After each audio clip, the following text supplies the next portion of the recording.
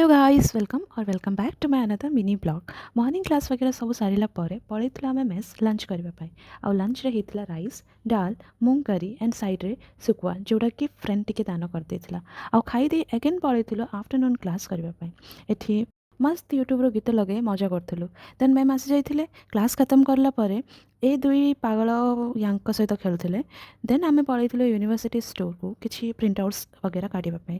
तो print outs काढ़ी आम कर गोटे छोट प्रैंक देवा सहित एक्चुअली से छाड़ देता फोन स्टोर रे। तो मुझे फोन टा लुचे दी and we just ask like where is your phone देवा and then she was fully tensed. Then um काढ़ी फोन देलु।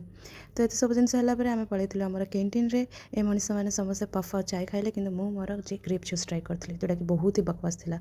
सो रात डिनर देखिलु दुख होगी आम ऑर्डर कर देलु आमर अल्फा मंदी जोटा कि बहुत ही बकवास था।